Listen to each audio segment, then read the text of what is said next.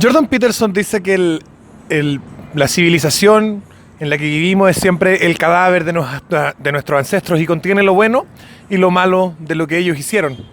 Pero yo estoy aquí con un hombre que cree que la civilización tiene fecha de vencimiento. Desvergonzadamente racista, determinista biológico, una de las personas más odiadas del Facebook chileno. Estoy con Marcelo Alejandro. Hola Marcelo, ¿cómo estás? Sebastián, ¿qué tal? Un gusto. Oye, cuéntanos un poco sobre esto de que el mundo se va a acabar, de que la civilización se va a ir al carajo. Bueno, básicamente es un hecho, es una realidad matemática, dictada por los principios más básicos de la economía. Los recursos son escasos, son finitos, el crecimiento demográfico actual las progresiones son aritméticas y son exponenciales, y no hay manera de sacarle la vuelta a eso, es decir, no hay cómo. Lo único que se está tratando ya de manejar es la posibilidad de colonización de otros planetas, etcétera, como, digamos, proyectando en el futuro las posibilidades de supervivencia de la humanidad previo a un colapso de nivel global. Pero tú has estudiado lo que dicen los economistas austriacos al respecto, que hablan de esto de que en realidad el único recurso natural es el ingenio humano y que podemos multiplicar exponencialmente nuestros recursos simplemente, por ejemplo, inventando un motor que ocupa la mitad de benzina, inventando una tele que consume la mitad de la electricidad, etcétera. Claro, eso es cierto y tiene lógica, asumiendo la premisa de que la inteligencia humana es un recurso infinito y absolutamente renovable y más bien imparable en su crecimiento. Pero hay un pero a eso.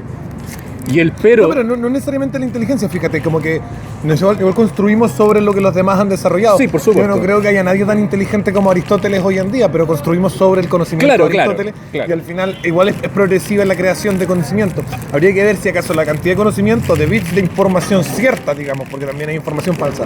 Los bits de información cierta que vamos compartiendo son también igual de rápido como el resto de cosas que pasan, como lo hablabais del aumento de la población, que sería exponencial, claro. Sería, nombraste un concepto matemático, era aritmética. También, si acaso la multiplicación de bits de información ciertas es aritmética o tiene otro tipo de cálculo. Correcto, pero... Acaba de llegar el amigo que trajo Marcelo. Estamos aquí grabando. Preséntate un poco. Otro del clan. Que no lo conozco. Hola, soy Daniel. Más fuerte que el micrófono estaba acá. Hola, me llamo Daniel y soy amigo de... Tengo que hablar, ¿quién soy yo? Sí, fuerte, rápido, alguna presentación corta. Soy Daniel y estoy metido mucho en el tema de ciberseguridad. Ya, me gusta el tema de ciberseguridad. Estamos hablando en este momento de que Marcelo dice que la civilización se va al carajo. Siempre me ha dicho que se va a acabar el mundo y yo creo que eso... O sea, yo creo que inevitablemente el ser humano en algún momento va a dejar de ser, porque somos una parte de la historia del universo, pero eso de que vaya a ser algo así como pronto me parece... No, mira, mi planteamiento con respecto al fin de la civilización es mucho más... Es un tanto más complejo que decir, no sé, un acabo de mundo o un escenario apocalíptico. Aun cuando los escenarios apocalípticos son bastante plausibles dentro de varios tipos de problemas que se están generando, yo creo que tú tocaste un punto clave al hablar de la posibilidad del ingenio humano como un recurso infinitamente creciente e inagotable. Yo planteo que se produce una paradoja por parte no de la tecnología, no del desarrollo de la tecnología, sino que por el uso de esta, es decir, por la tecnocracia. La paradoja es que el nivel de tecnología y la proliferación del desarrollo material que el humano ha alcanzado está en un nivel que ya está siendo directamente en detrimento del desarrollo biológico humano. Y el desarrollo biológico humano depende justamente el recurso del que estamos hablando, que es la inteligencia humana. Es decir, la inteligencia humana como recurso depende exclusivamente y directamente del desarrollo biológico y de la evolución biológica humana, que, ojo, el humano no ha completado su evolución, es una especie que todavía está en proceso de evolución, No digamos que yo no creo que nada haya completado nunca su evolución. Claro, me refiero al humano moderno propiamente tal. Ya. Al humano moderno. Somos una especie incompleta. Correcto. Aún no nos especiamos completamente. Correcto. El proceso de especiación, estando las condiciones para que siga creciendo, obviamente puede ser infinito. Estando las condiciones, el proceso de especiación puede ser infinito mientras tenga las condiciones materiales para hacerlo. Pero de nuevo, mi punto aquí grande es la paradoja del exceso de disponibilidad y del nivel de tecnología yendo en contra de la evolución biológica humana y por ende yendo en contra de la tecnología. Y ahí es donde entra todo lo que tú hablaste. Voy a tratar de traducirlo. Ya, me parece. Sabemos que la única forma de mantener un poco coeficiente intelectual a través de la edad es a través de tener una vida físicamente activa y no ser, digamos, una persona sedentaria. Absolutamente. Entonces pasa lo siguiente, que como bien decimos, la tecnología nos ablanda, nos hace ser más débiles frente a la naturaleza porque nos protege y todo lo que te protege también te está ablandando. Así es. Además, la cultura está llevando a que las mujeres sobreprotejan a sus hijos como nunca antes en la historia humana. Y lo que tú básicamente estás diciendo es que ese detrimento físico también se va a manifestar o va a tener repercusión en un detrimento también a nivel de la capacidad intelectual de los seres humanos para mejorar sus condiciones de vida. Absolutamente. Muy bien traducido y muy bien sintetizado lo que acabas de decir, porque realmente no hay otra forma de verlo. Es decir, nuestra inteligencia de alguna forma reside en nuestro cerebro. Y nuestro cerebro es un órgano y como tal está regido por todos los demás procesos fisiológicos, como nuestra circulación, nuestro aparato circulatorio, digamos, endocrino, todos nuestros sistemas. Entonces es imposible que nuestra evolución biológica siendo afectada no afecte nuestro desarrollo intelectual. Es imposible. Ahí se sustenta, ¿no? Claro. Sí, entonces, por eso a mí me hace mucho sentido eso que dicen que la única forma de no irse volviendo estúpido con los años es haciendo ejercicio físico. Es decir, absolutamente. No siendo sedentario. Lo cual probablemente yo voy a ser un estúpido muy luego porque no hago mucho ejercicio. No, la verdad es que el punto es que tú tienes que mantenerte en un constante. Tú tienes que tratar de alguna forma, bueno, de alguna forma yo creo que lo hace. Las leyes naturales, por así decirlo, yo lo veo como una fuerza que de alguna otra forma intenta infiltrarse en este mundo que los humanos estamos tratando de construir, donde se trata todo de tratar de bypassear las leyes naturales, es decir, eliminar la presión selectiva, eliminar todo aquello a lo que el humano moderno estuvo expuesto durante los últimos 60.000 años de historia que tenemos como especie de humano moderno, y que fue en el fondo toda esta presión selectiva, todas estas condiciones, las condiciones más duras, la era del hielo, que nos pusieron en jaque. Hay una presión hoy en día, porque yo no soy racista como tú, pero sí creo que existen seres humanos que son mejores que otros, digamos, a nivel individual. Okay. Hay una presión hoy en día cultural principalmente a que la reproducción se dé, ojalá, en la mayor medida en esos seres que no son mejores, sino en los que son peores. Correcto. Hay como una celebración de que una pareja de personas, porque tú con síndrome de Down haya logrado un embarazo, si es que ha sucedido, pero habría una excitación mundial, sería una noticia. En cambio, si una persona sana tiene y digamos una persona inteligente, sana, potente, tiene hijos, es visto casi como algo negativo. Debería haberse acostado con la mina tetrapléjica. Correcto. Porque si no es como discriminativo. Correcto. Es como una presión que tiene que ver con el marxismo cultural, que tiene que ver con que lo bueno es lo débil. Correcto. Y lo fuerte por definición es malo y debe ser destruido. Absolutamente. Son valores. La confusión entre ser bueno y ser inofensivo. Correcto. Son antivalores en el fondo. Son valores antivitales, como habría dicho Nietzsche.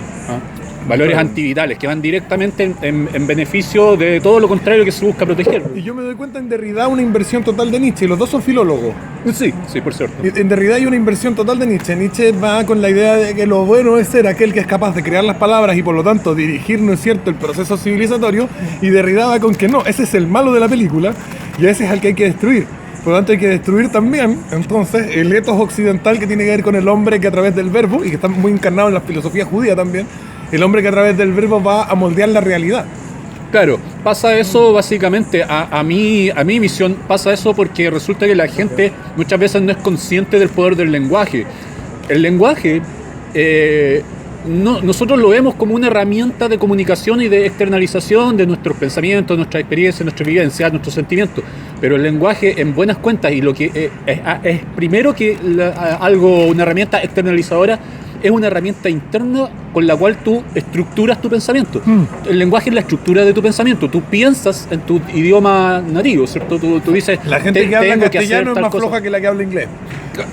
Por algo. Claro. Y yo siempre me preguntaba por qué, y he descubierto algunos detalles dentro del idioma dentro del idioma de inglés, dentro de la lengua inglesa, que yo creo que directamente afectan la estructura mental de una persona para ser más activa o menos activa. Dígase, por ejemplo, que los gringos tienen 3 palabras para lo que es ganar dinero. Nosotros tenemos ganar dinero. Ellos tienen earning, win y profits. Claro. Ahí tienen tienen distintas acepciones. Sí, Claro. y profits son cuando yo tengo una empresa. Earnings son cuando yo tengo un negocio y cuando yo estoy trabajando claro, y eres estoy en mi asalariado, salario. claro. Y tienen distintos niveles de mérito y distintas estructuras en la forma de cómo lo pensamos como moralmente, digamos. Claro. La estructura moral de esas distintas palabras que usan los gringos para decir ganar dinero hace que también las personas que participan de esa acción le den una distinta estructura moral, un distinto estatus moral a cada uno de esos y por lo tanto sean más activos, sean más trabajadores, más empresarios, más emprendedores. Ahí puedes desarrollar en el fondo una riqueza del conocimiento económico gracias al lenguaje. Y de la disciplina del trabajo. Correcto. De la ética laboral, de la ética empresarial. Correcto. Pero mira cómo se compensa. Los gringos, como dices tú, los hablantes anglo, tienen solo una palabra para amor. Mientras que hay muchos otros idiomas, como el mismo latín, nuestro mismo castellano. El griego, por ejemplo, te comento que tiene por lo menos 5 o 6 palabras para amor. Y son todas el philos, el eros, son todas palabras distintas y son distintas acepciones de amor para describir el amor, que es el amor fraternal, el amor de pareja, el amor sexual, el amor no sexual. Entonces... platónico. Absolutamente. Entonces imagina cómo se compensa un poco esto. Es decir, de alguna otra forma, el mundo emocional de los latinos se podría decir que es más rico. Claro, es el equivalente al mundo económico, laboral, al mundo laboral o industrial de los gringos. Claro. Claro, ¿y qué es mejor? Difícil. Mira, es difícil por el Es hecho rico de... amarse, pero trabajar también es bacán. A mí me hace feliz trabajar. ¿Te hace feliz trabajar a ti? Sí, definitivamente, es que no se vive sin ninguna de las dos cosas, porque en el fondo el amor o tus sentimientos de vinculación más fuertes que puedes generar como ser humano son una motivación para tu trabajo. Por lo menos tú trabajas fuerte y duro porque tú tienes una meta y esa meta puede ser ayudarte desde a ti mismo o a tu familia, engrandecer, enriquecer el patrimonio tuyo y de tu familia. Y eso está motivado por el vínculo emocional que tú tienes con tu familia. Si no tuvieras ese vínculo emocional te importaría un bledo y quizás a lo mejor estarías trabajando, pero no de la misma forma. Yo estoy de acuerdo con Friedrich Engels en que no hay capitalismo sin familia. ¿Estás de acuerdo conmigo? Yo creo, mira, como yo concibo el capitalismo, yo lo concibo como una cosa muy biológica. Como lo que habíamos conversado anteriormente en nuestras conversaciones, es muy sensato para mí tomar el concepto de la propiedad privada como una extensión de tu propia persona, por el hecho de que todo lo que tú tienes como propiedad privada y todo lo que es parte en el fondo de tu vida privada es algo en lo que tú has invertido un tiempo de tu vida, que es algo que no se recupera. Es lo que dicen los libertarios, que es la materialización de tu pasado. Correcto. Es una buena definición con la que estoy de acuerdo. Por lo tanto, Hay un problema con esa definición y es que si nos vamos a la discusión más profunda en esa definición, terminamos en la discusión sobre la propiedad intelectual que queda en el aire. Con esa definición, la propiedad intelectual queda en el aire, a diferencia de una definición más aristotélica, que es básicamente que todo efecto con causa humana es propiedad del humano que la causa. Claro. Eso ya entra... Eso es Aristóteles, ¿no? Pero eso deja completamente, sin lugar a dudas, la propiedad intelectual. Correcto. Yo creo que, bueno, eso da lugar a distintas visiones. Pero en general, volviendo a mi punto del capitalismo y la familia, yo creo que sí, definitivamente son dos cosas que van de la mano y para mí, en general, la sociedad humana está absolutamente determinada en todo, obviamente, no solamente en la parte económica, pero está determinada por las interacciones entre los individuos que están unidos por lazos afectivos. Es muy importante saber que somos, como seres vivos, somos sistemas dinámicos y por ende somos muy vulnerables y muy determinados por nuestras condiciones iniciales, como todo sistema dinámico, y por ende tu infancia es increíblemente importante de maneras que incluso todavía no se entienden. ¿ah? Pero es increíblemente importante el periodo de tu infancia que tú pasaste con tus padres, con tu madre, etcétera. Va a ser muy determinante en tus resultados finales como un ser humano adulto, digamos. Existen evidentes diferencias de coeficiente intelectual en los promedios de las razas, entre medio de otras diferencias en sus tendencias y cosas así. Es decir, las personas de distinto origen genético, obviamente, tienen diferencias en el outcome de su vida. Bienvenido al racismo. No creo que eso me haga racista por lo siguiente. Por y te voy a decir por lo siguiente. Porque está comprobado que las diferencias entre las personas de un mismo grupo tienden a ser más diversas que las diferencias entre dos grupos distintos. Es decir, los negros o los blancos son más distintos entre sí como negros y blancos que las diferencias que puedan haber entre los dos grupos como grupos. Mira, eso yo lo he escuchado, lo he leído en un montón de partes, pero... O sea, al final las diferencias de raza son diferencias de promedio, no diferencias. Correcto. Es como la cuestión de los sueldos de las mujeres y los hombres. Correcto. Es obvio que si tú agarráis dos grupos humanos y los diferenciáis por algo, van a tener distintos sueldos, también van a tener distintos coeficientes intelectual, distinto lo que sea. Pero es un promedio. Claro, por eso es que a los nivel promedios individual son importantes. es más difícil.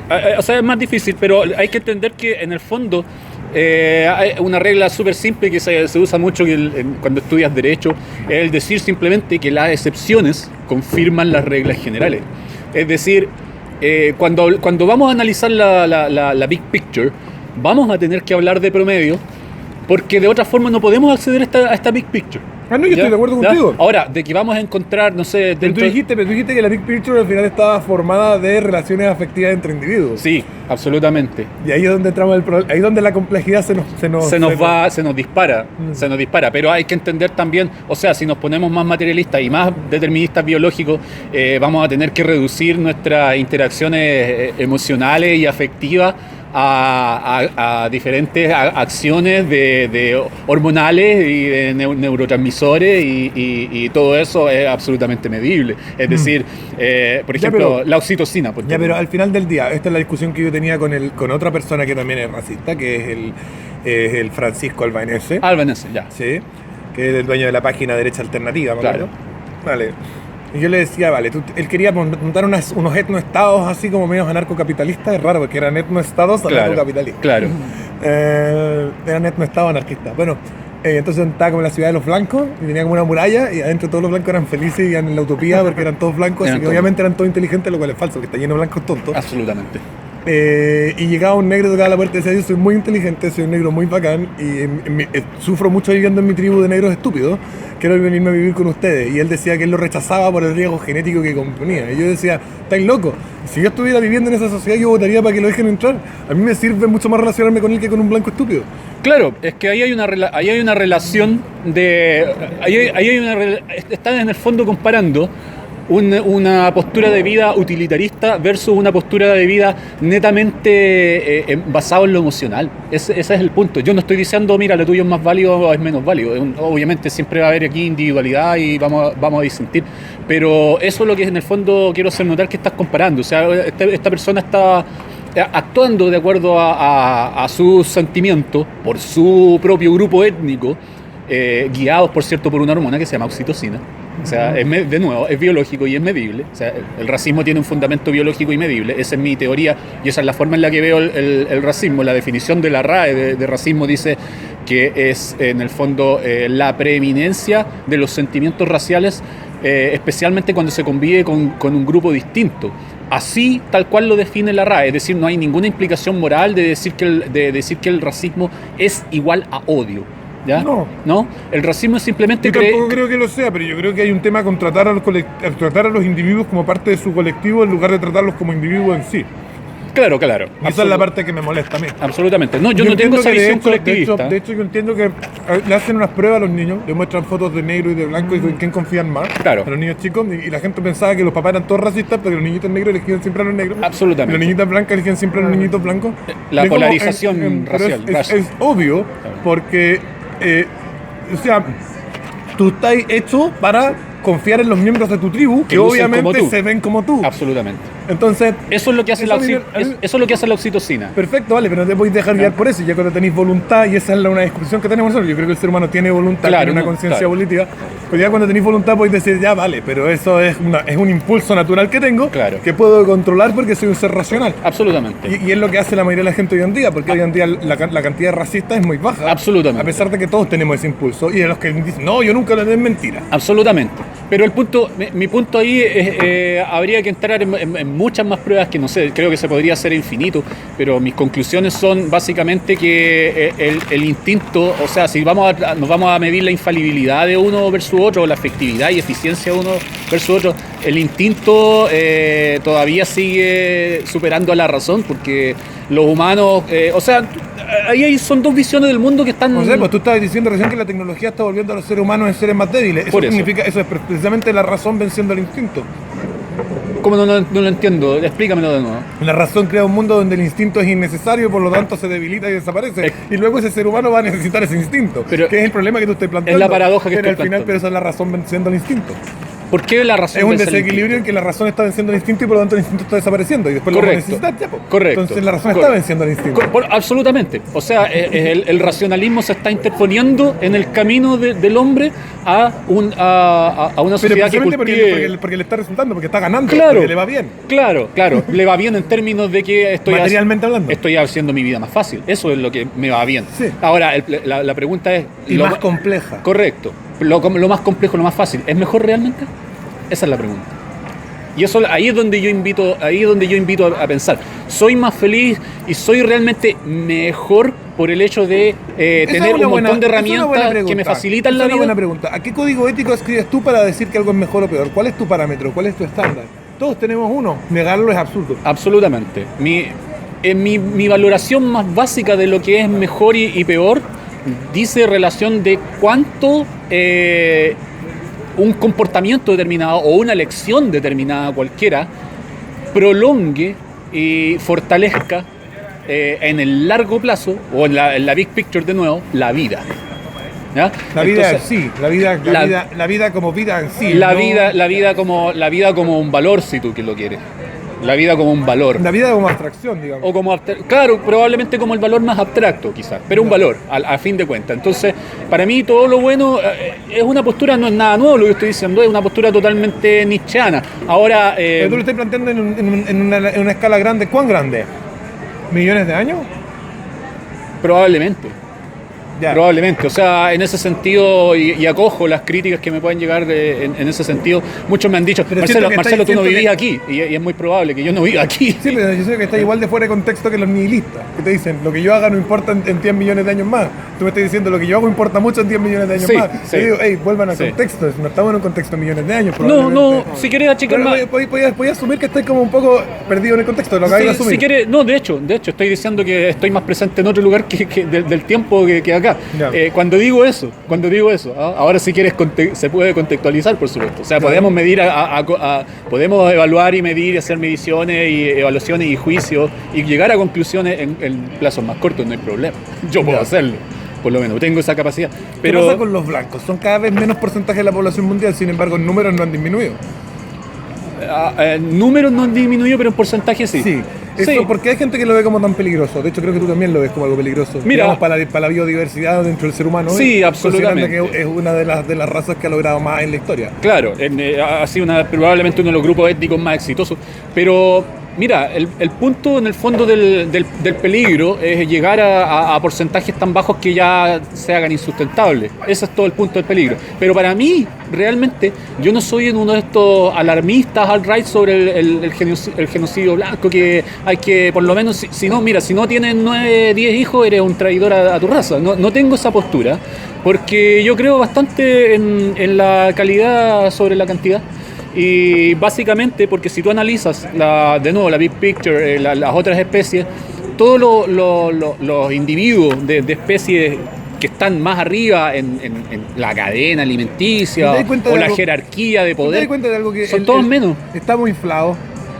Sí, y la absolutamente. población está inflada. Absolutamente. Y la población absolutamente. está inflada porque los blancos de Estados Unidos, Canadá, de los países, las clases ricas de los países latinoamericanos y de Europa se han dedicado a mandarle comida gratis a los africanos. Absolutamente. Y tú te das cuenta que eso ha Absolutamente. Ahí producido voy a dos apuntar. dos efectos negativos. Uno es que no los hemos dejado desarrollarse y seleccionarse para ser mejores. Absolutamente. Y por lo tanto le hemos hecho un grave daño a nivel genético. Totalmente de porque acuerdo. llevan 20 años sin tener que trabajar absolutamente una puta mierda. Estoy totalmente Y producir de acuerdo. nada. Estoy y al totalmente mismo de acuerdo. tiempo es funny growth, es crecimiento de mentira, porque cuando les toque a ellos enfrentarse a la realidad de que ya no podemos ayudarlo, ya no podemos enviarles cajas con comida, Van a morir como moscas. Van a morir como moscas de hambre y va a ser una catástrofe. Vamos a tener lo que vamos a tener va a ser un montón de cadáveres. Absolutamente. Y yo creo que si hay razas capacitadas, digamos, para sobrevivir, digamos, a la hecatombe económica que viene, porque viene una hecatombe económica que no tiene que ver con lo que tú estás diciendo, sino que tiene que ver con el pago de También estoy pensiones. al tanto de eso, sí. Con el pago de pensiones en el mundo Sí. que tiene sistemas de reparto. todos los Sí, países Axel con- Kaiser estuvo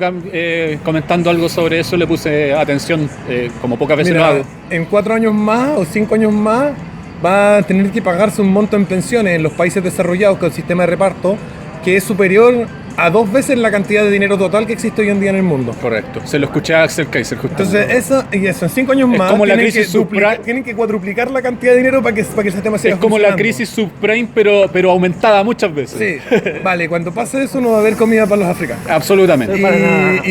Y van a morir como moscas. Y lo que van a quedar van a ser como los chinos y los blancos en una montaña de cadáveres. Digamos, y los latinos que, Sobre están, una- que los latinos correcto. que están creciendo como locos También. están desarrollándose tanto biológica como culturalmente. Sobre En todo forma, los perdón, Perú está convirtiéndose en gente de verdad. O sea, en gente muy civilizada y muy capaz y muy productiva. Absolutamente. Entonces, cultural, genética, etc. Entonces, ellos también yo los veo como candidatos a sobrevivir a esa hecatombe económica. Absolutamente. Mira, después de África le toca a India. ¿Ya? En ese nivel estamos. Después de África, de vivir esta hecatombe, le Pero toca ¿por a qué India. tendría que India vivir y esa después hecatombe si Sudamérica o India Centroamérica. igual es productiva, un país productivo? No, sí, de hecho África podría ser mucho más productivo. El problema es por qué no lo están siendo. Porque los estados, sorry, voy a culpar a los blancos. Los estados occidentales Yo tengo otro subvencionan su propia industria agronómica, espérate, Dale. subvencionan su propia agronomía y al mismo tiempo después los excedentes de comida se los mandan gratis a los africanos. Correcto. En lugar de no subvencionar su agronomía, no poner aranceles, comprarles la verdura a ellos y que ellos la cultiven. Ya. Entonces el daño que les hemos hecho regalándole comida y al mismo tremendo. tiempo haciéndolos imposibles de competir con nuestra producción alimenticia.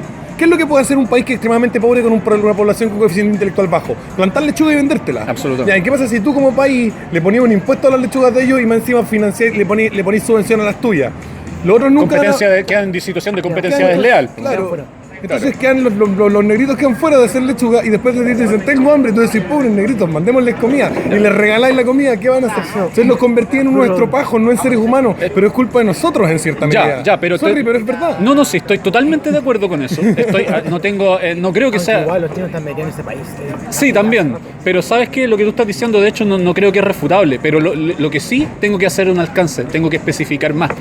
No es la civilización occidental blanca que está haciendo eso. Son los gobiernos. No, ni siquiera el gobierno. Unión Europea principalmente. Bueno, sí, pero es más pequeño todavía eso. Y aquí quizás voy a sacar roncha. Lamentablemente, bueno, le gusta el que le guste, pero son los cristianos.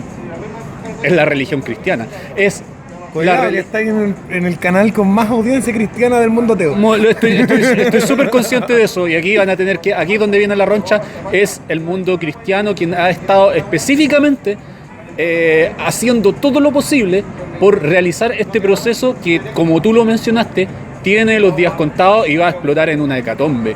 Es decir, te aseguro, el problema de África tú lo paras hoy con tan solo decirle a las organizaciones cristianas que paren la ayuda humanitaria a África. Así de y simple. para la invasión a Europa. Así de simple. Pero- Así de simple. También, de paso. Me pasa porque, De paso. porque es por parte de la explosión demográfica. De paso. Pero a lo que voy yo es que al final te entiendo, porque muchas veces el altruismo caótico, sobre todo en las iglesias protestantes, digamos, porque la iglesia católica tiene un altruismo más organizado, Probablemente. tiene una visión más, como tú decís bien, de la big picture. Sí. Entonces que es capaz de organizarse de forma más adecuada, pero el altruismo caótico de muchas iglesias protestantes, llevado a las proporciones industriales del capitalismo de los países desarrollados, puede generar, claro, caos Tú enorme. tienes monstruos productivos que básicamente además son monstruos donativos. correcto, están asumiendo esta moral esta moral cristiana de que mira, yo te voy a ayudar en el fondo con el único precio a cambio de que tú te conviertas. No me importa que al largo plazo Ni siquiera te voy a ayudar porque estás sufriendo. Claro. El altruismo lo que hace es comprar sufrimiento. Claro. En buenas cuentas es eso, se nutre de eso. Es dame tu sufrimiento. Eso. Yo creo que el altruismo en sí es dañino. Yo creo que me gusta la idea del Mansuetti de una reinterpretación de Jesús, no como altruista, sino como alguien bondadoso. Y él hace una reinterpretación y explica que en el fondo no se trata de sacrificarse y no se trata de comprar sufrimiento, sino que se trata de tratar de ser mejores. Y creo que le resulta bastante bien. Y puede ser positivo para la humanidad que esa visión se expanda. El enseñar a pescar en vez de dar el pescado, básicamente. Claro. Esa es la visión. Pero sí, yo de hecho hasta el momento no estoy totalmente de acuerdo con lo que estás diciendo. Creo que es un problema, creo que va a explotar. Y sobre eso, probablemente eso sea una de las cosas que gatille, porque es imposible que la sociedad occidental no se vea afectada por una cosa como una hecatombe en África de este tamaño. O sea, yo creo que probablemente después de que quede la crema en África, obviamente, probablemente la civilización occidental, o los blancos, los europeos, y también los hispanos, americanos, o eurodescendientes, van a seguir viviendo, pero por un tiempo más. Después, tarde o temprano, vamos a tener que llegar al mismo momento, o al mismo punto, a no ser que se tomen medidas drásticas. Y cuando hablo de medidas drásticas, estoy hablando de cosas como las que ya se están haciendo en China con respecto al asunto demográfico, que violan directamente las libertades individuales, que a ti tanto te gustan, y que a mí también, por cierto. Pero no conozco a nadie que no le gusten sus libertades individuales. Conozco gente que le molestan las del resto. Eso es un buen punto. Y vaya como le molestan. Es un egoísmo bastante irracional y estúpido. Es que, ¿sabes qué? Es el característico resentimiento de los que quedaron desfavorecidos en la rifa biológica. Hoy día pensaba en eso. Decían en un podcast que la igualdad es como un valor natural del ser humano, y yo decía que yo jamás se me ha pasado por la cabeza que la igualdad sea algo bueno. Yo tampoco. Y resulta que empecé a pensar, y yo creo que la diferencia, que el diferencial es el autoestima. Y que las personas que tienen autoestima les parece estúpida la igualdad, y las personas que no tienen autoestima les parece que la igualdad es lo mejor del mundo, porque van a poder acercarse siquiera a estar relativamente cerca de los que tienen autoestima. Absolutamente. Voy a conseguirme fuego, ¿eh? Dale. Es una cosa de que parte de la autopercepción. O sea, para mí todo parte de cómo te percibes tú a ti mismo, ¿cachai? Pero tienes razón, Sebastián, en eso. Y no sé, en general pienso que la percepción de sí mismo es lo que determina todo lo que la gente de izquierda llama construcción social, construcción, no sé, cómo tú concibes tu mundo, y cómo se proyectan sobre eso tantas cosas como el transhumanismo, no sé.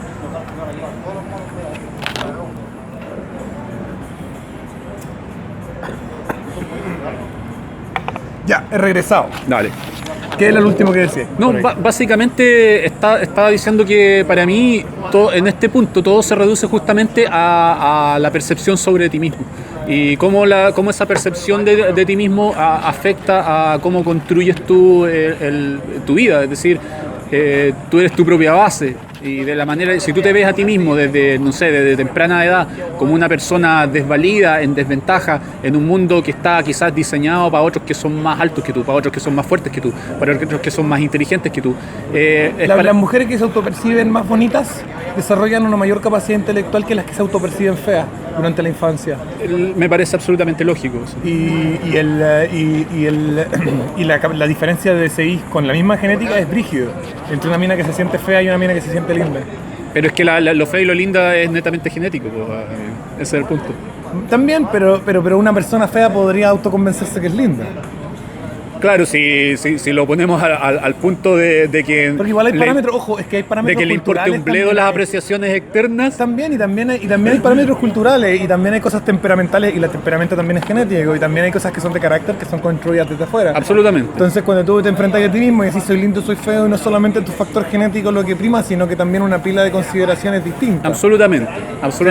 Es que hay que entender básicamente el determinismo genético como no una cosa que tu destino está descrito. Hay que entender que la genética, en todo lo que engloba, vale decir tus capacidades físicas e intelectuales, es una potencialidad, es decir, es algo que te predispone a ti a ciertas cosas, pero tu entorno va a disponer finalmente. Oye, ¿Sí? la potencialidad, Peterson, a mí me gusta mucho Peterson, últimamente lo he estado viendo harto. Y él habla de la potencialidad, de que nosotros asumimos la existencia de la potencialidad, pero la potencialidad no es parte de la realidad, sino que es algo que es un pedazo de sentido dentro de nuestro cerebro que vemos manifestarse en la realidad física, digamos. Para mí es una premedición. ¿Por qué? Claro, pero es una premedición, pero no es una realidad. No, literalmente, en términos literales o quizás más estrictamente metafísicos de lo que es realidad, quizás no, pero es como es un poco lo que se aplica cuando tú estudias estrategia o cuando tú estudias ajedrez y se habla, por ejemplo, de que la amenaza es más fuerte que la ejecución. No sé si has escuchado. Fuerte porque tenemos conversaciones por allá.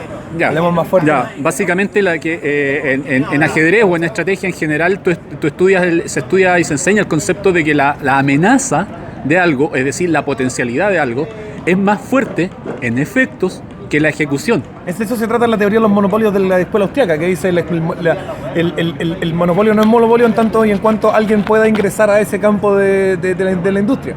Si acaso tú crees que alguien puede venir a quitarte el espacio, ya no eres monopolio.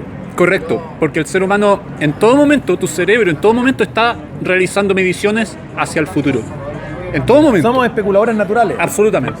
¿Qué van a decir los nazis que están todos en contra de la especulación? No, están sonados ahí. Están sonados, no tienen nada que hacer. Es que, no sé, probablemente su entendimiento biológico es todavía pobre. Tú sabés que en mi último video sobre el holocausto tuve un montón de arena nazi dando vueltas en los comentarios. Tú que eres una persona que está bastante más cerca de esa ideología que yo, en el sentido de tu percepción de la biología y esas cosas.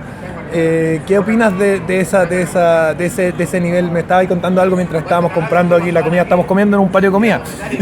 Mientras estábamos comprando la comida me decía ahí algo de que si siguieran estrictamente sus patrones morales, no estarían buscando esa redención, sino que estarían jactándose de lo que hicieron. De hecho, es que si tú entiendes lo que es un conflicto, no sé, los principios básicos de la guerra, desde Sun Tzu para adelante, no habría por qué un bando debería avergonzarse de ser exitoso en guerra. Es una prueba de tus capacidades, ¿no? Y si tú fuiste exitoso en guerra, quiere decir que realmente exterminaste a muchos enemigos, literalmente. Entonces, si realmente... Yo ponía en el video, no viste el video, pero no importa. Yo ponía en el video el ejemplo, por ejemplo, de Roma y Cartago. ¿Qué pasó con Cartago? Bueno, mataron a todos, esclavizaron a no sé cuánta gente y destruyeron completamente la ciudad. Destruyeron la ciudad. Piedra sobre piedra. Tiro, Alejandro Magno también, la hizo desaparecer y su población también. La idea de matar a todos los enemigos no es algo propio del nazismo, es algo que siempre ha estado en la historia. Absolutamente. Es decir, pero ahí tengo que hacer una diferencia, sí, en el sentido de quizás qué principios imperaban en la guerra, en una época en que el humano tenía una concepción donde el valor del honor era mucho más alto que lo que es ahora. Es decir, en un momento dado, los seres humanos, cuando entraban en guerra unos con otros y un bando era claramente ganador, la guerra paraba antes de que se lograra el exterminio. Por eso es que todos los pueblos antiguos como Grecia, etcétera, sobreviven hoy. Y la guerra paraba cuando un bando se demostraba claramente superior al otro y el otro decía, ok, por una cuestión de honor tengo que reconocer tu superioridad y por lo tanto ahora, como tú eres el ganador de la guerra, estoy a disposición tuya, ¿ya? Y había una especie de resignación honorable en la guerra, por lo tanto... Se da mucho en los animales. No se da en los animales cuando pelean por dominancia. Claro, cuando uno ve que es perdedor, agacha la cabeza. Correcto. Y el otro le demuestra que pudiendo matarlo no lo mata. Y eso genera, ¿no es cierto?, los lazos de la manada. Correcto, es un asunto de dominación. Entonces, en la guerra... Yo tengo dos gatos en la casa y hay uno más grande que siempre está haciendo como que viola al otro. Típico, dominación. Y pelean un rato y uno se tira y hace como que se deja violar y el otro hace como que lo viola, pero al final obviamente no hay penetración. No pasa nada, claro. Pero le está demostrando yo puedo, cuando quiera. Correcto. Es dominación. Y las guerras antes se trataban mucho de eso y de ahí viene este concepto de honrar al vencedor. Pero de un punto a otro, la cosa pasó a ser, como tú lo dices, no, este es el enemigo y el enemigo ya no es alguien digno de respeto que honorablemente me va a dar la victoria a mí y yo lo voy a dominar y lo voy a sojuzgar y lo voy a integrar, incluso en el caso de los imperios romanos, ¿cierto? La izquierda cultural parece estar un poco poseída de esta idea de exterminar al otro y de no reconocerle humanidad. Absolutamente. El rival para la izquierda no es un ser humano digno de respeto al que tú lo venciste en una batalla. Un facho, xenófobo, homófobo, que hay que matar, transfóbico, eliminar hasta sus bebés, todo, Sí. hasta su último rastro de la genética. Hay que eliminarlo. Sí. Claro, son dos concepciones del mundo distintas de nuevo, que chocan. Pero es muy tribal la izquierda moderna. ¿No sientes tú que las posiciones tribalistas no sé, tienen algo en común con la izquierda moderna? Identitarias quizás sí, Ya. más que tribal. O a lo mejor al revés, quizás más tribal, pero no identitaria, en el sentido de que, mira, a mí tribalismo, el tribalismo por cierta parte lo acojo y por cierta parte no, en el sentido de que, bueno, no acojo el tribalismo como se está mostrando hoy en día por ciertos miembros de la alt-right, ¿cierto? Que le llaman tribalismo a cosas como las que hacen, no sé, Jack Donovan, este tipo de gente, o que pueden englobar dentro del tribalismo, qué sé yo, a las llamadas tribus urbanas, qué sé yo, skinhead, subcultura, gótica, etc. En ese sentido no cojo el tribalismo desprendido de su factor biológico. Yo cojo el tribalismo entendido dentro del contexto biológico de una etapa de crecimiento de la ¿Qué pasa con sociedad. esta tribu que cree que la biología no existe? Claro, Hay una ese tribu que niega la biología. ese es mi punto. Pero es Ese como, es mi digamos, punto. es como, vale, es como Estados Unidos nace como la nación por la nación sin identidad nacional por excelencia y se convierte en la nación más poderosa en algún momento. Y me parece que su forma de nacionalismo ha sido más positiva que otras. ¿Crees tú que esta idea de la tribu sin tribu puede ser muy poderosa? Yo creo que sí, pero estoy parcialmente de acuerdo en lo que afirmaste, en el sentido de que yo pienso que el norteamericano, el gringo como dicen acá, sí tenía un sentido de identidad que era tribal, pero que estaba quizás presente solo en los primeros colonos, cuando los colonos se identificaban a sí mismos no como estadounidenses pertenecientes a una nación o a un conglomerado político más grande, sino que como colonos. Y entonces primaba, qué sé yo, toda esta la tradición todavía, la tradición europea, esto de que tienes que enseñarle a usar armas a tu hijo, tienes que enseñarle las habilidades básicas de supervivencia, porque eso tiene que ser algo que se traspasa de generación en generación, porque tú eres parte de una tribu, justamente. Para mí, hasta ese nivel, en Estados Unidos había una identidad que era una identidad étnica cultural del colono europeo, del settler. ¿Ya? El settler tenía una identidad que sí era étnica y cultural. Es lo que dice Ann Coulter, que el Correcto. Estados Unidos es un país de colonos. Correcto. Pero al final lo que va a determinar, digamos, la forma de vida de los colonos no es tanto su etnicidad ni tampoco su cultura, sino son un conjunto de valores relacionados como con la libertad, etcétera, y que van a trascender, digamos, toda esa base material. Van a terminar trascendiéndola. Y esa trascendencia también hoy en día puede estar determinando su destrucción futura. Estoy de acuerdo Es lo que con eso. plantea algunas personas. No estoy de acuerdo yo tan al 100% con eso, No, creo quizás que es no al más 100%. complejo, Sí, pero algo de eso evidentemente hay. Hay, absolutamente. El pueblo de Israel significa ese que lucha contra Dios y lo hace de forma exitosa. Sí. Digamos, Correcto. que tiene que ver con Jacob cuando se enfrenta al ángel, que era, y pelean, claro, etcétera. correcto. También vemos en ese mundo antiguo una nación que se forma más sobre un valor que tiene que ver con esa dialéctica con lo divino, que con una identidad genética que si bien la tienen, pasan por sucesivas mezclas y hoy en día mantienen su identidad nacional a pesar de que los ashkenazis poco tienen de los originales hebreos. Son muy europeos. Y los sefardíes tampoco tienen mucho de los, Así es. de los Así es. originales hebreos. En términos genéticos, mantienen sí el conjunto de valores que tienen que ver con este pueblo que se encuentra en una dialéctica constante con lo divino. ¿Eres ateo tú o crees que existe alguna forma de divinidad? Mi concepción de la divinidad es como lo que algunos llamarían casi ateísmo, es decir, yo concibo el concepto de Dios o de dioses como una personificación, muchas veces antropomórfica, a veces no, de distintas fuerzas de la naturaleza. ¿Ya? Las concibo de esa manera, pienso que estaban originalmente concebidos de esa manera y no para creer literalmente en el cuento de una entidad suprahumana, superior, omnisciente. Yo lo veo así, lo veo tal como cuando tus padres te dicen, te enseñan, no sé, el viejo pascuero, Santa Claus, y te dicen realmente que existe un viejo pascuero que te va a traer regalos sin que te portas bien.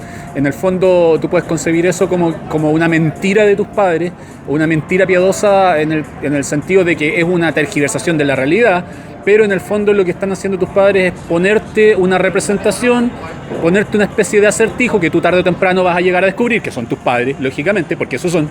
Sí, son tus padres encarnando a Santa Claus también. Correcto. Tus padres están están representando a Santa Claro, Claus en el momento más de bien dejarte al los revés. regalos. Santa Claus está representando el espíritu de tus padres que te recompensa por tu portarte bien. Exacto, entonces Básicamente. entramos Eso es Santa a que Claus. Dios sería cierto en el mundo, desde el punto de vista del mundo de los arquetipos.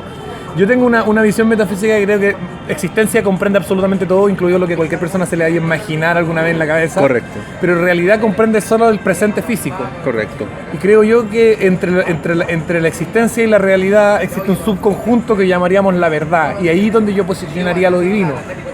Estoy de acuerdo con eso. Y la verdad serían todas aquellas abstracciones extraídas de la realidad que son ciertas en la realidad sin ser realidad en sí misma. Estoy de acuerdo con eso. Eso es muy es griego, muy presocrático incluso. Presocrático.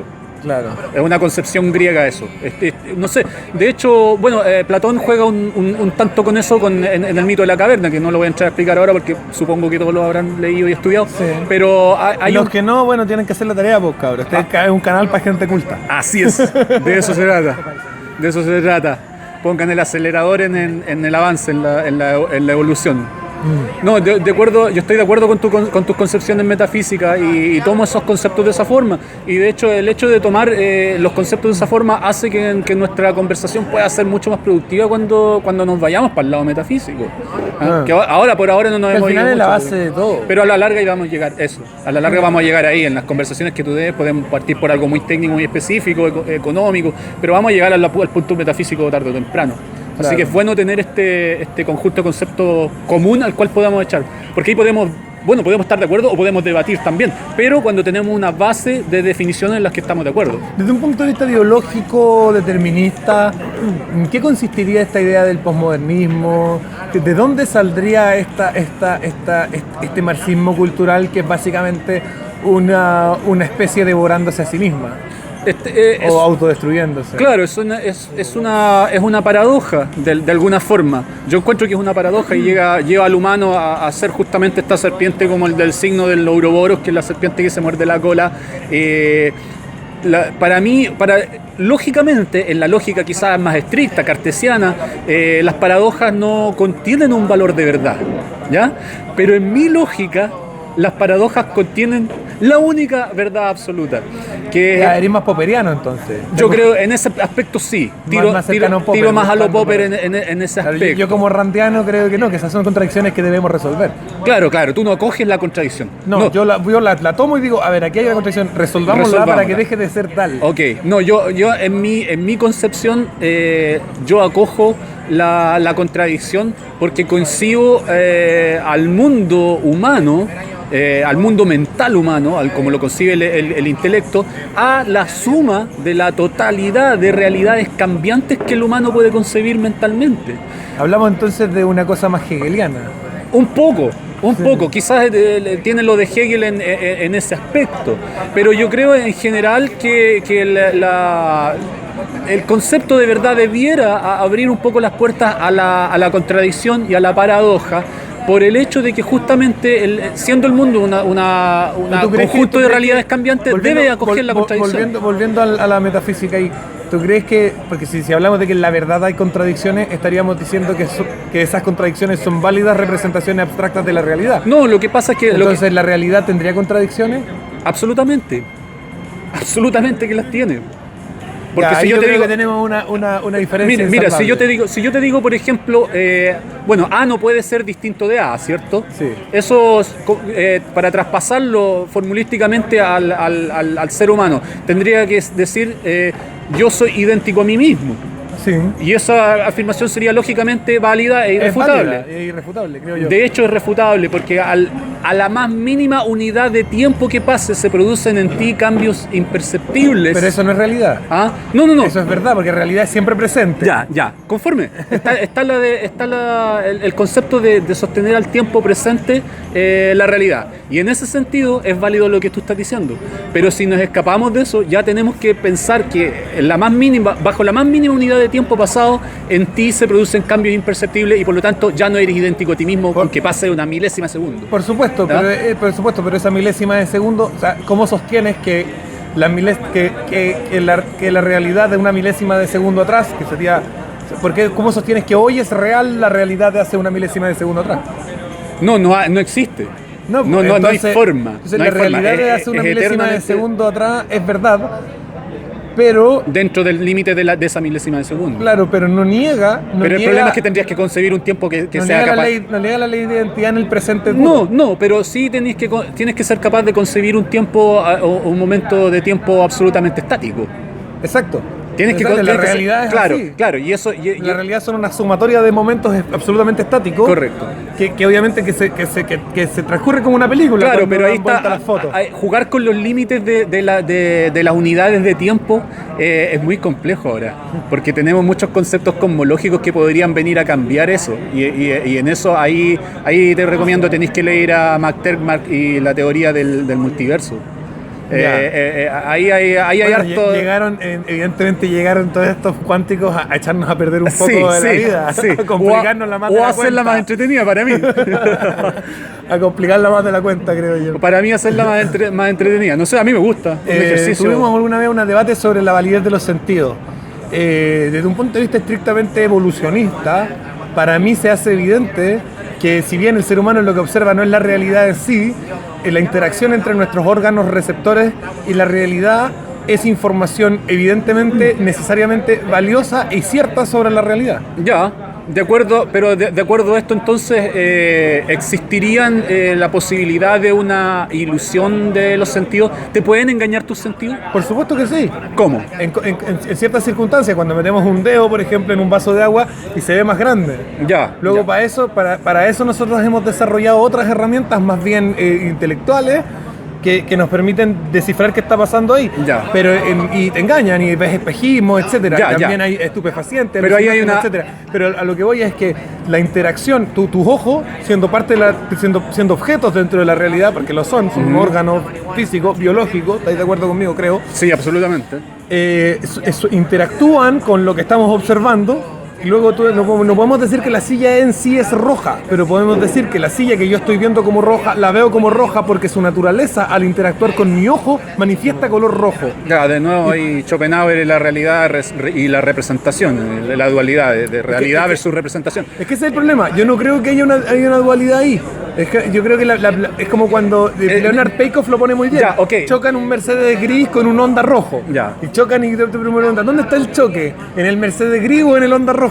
No, pues el choque es cuando el Mercedes gris con el Honda rojo se tocan. Se tocan. Claro. Lo mismo pasa. ¿Dónde está el Entonces- rojo? El rojo está en mi ojo ni cagando. Ya, no es sí. una representación. Pero tampoco está en la silla, sino que hay algo en la silla que al conectarse con mi ojo genera rojo. Ya, en ese caso vas a tener que aceptar, si quieres tener lógica y si quieres tienes ese afán tuyo por disolver toda contradicción, que es entretenido, pero vas a tener que aceptar entonces que los sentidos no pueden engañarte.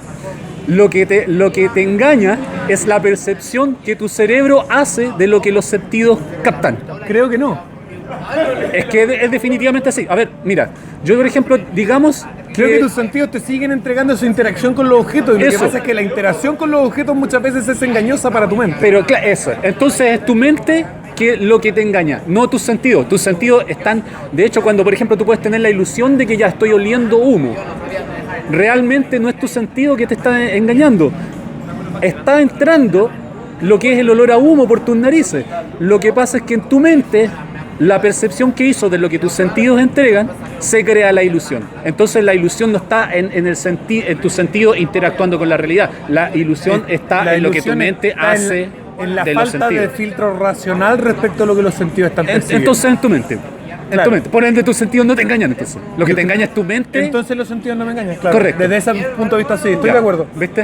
Es una Ya, pero interesante entonces, corrección. Los sentidos son válidos o no, porque si tú me dices que tú crees que la biología es como determinista biológico, que el ser humano de alguna manera está determinado por su biología, si nuestros sentidos, si la interacción entre nuestros órganos sensoriales y la realidad no fuese efectiva en entregarnos información valiosa y cierta sobre lo que estamos viviendo a nuestro alrededor, bueno, no existiría la especie. No, digamos. es que de hecho yo no estoy invalidando, ojo, no estoy invalidando la experiencia sensorial. De hecho voy a llegar Pero a un punto... alguna vez tuve una discusión donde yo sentí que lo hacías. No, mira, lo que pasa es que entiendo que hayas intentado la refutación de eso. ¿Por qué? Porque es un punto que a lo mejor pueden querer usar los izquierdistas y agarrarse de ellos para toda su majamama posmodernista, de tratar de decir que en el fondo la realidad, como tú la concibes, no tiene sentido alguno y es todo absolutamente subjetivo, y tratar de escapar del objetivismo que tanto a ti te gusta. Ahora, de nuevo, en ese caso entran los cuánticos, como tú dices, a tratar de complicarlo todo de nuevo, porque los experimentos de la física cuántica tiran un poco al hecho de que todavía no nos es posible concebir una realidad que sea absolutamente objetiva y sea totalmente independiente del observador. Eso te estoy enunciando nada más lo que dice la cuántica. El problema con el observador es que la gente toma al observador y lo vuelve todo sujeto. Claro. Y yo creo que la contradicción se resuelve diciendo no, el observador no es todo sujeto, es sujeto y también objeto. Al mismo tiempo. Y por lo tanto participa en las relaciones objetivas.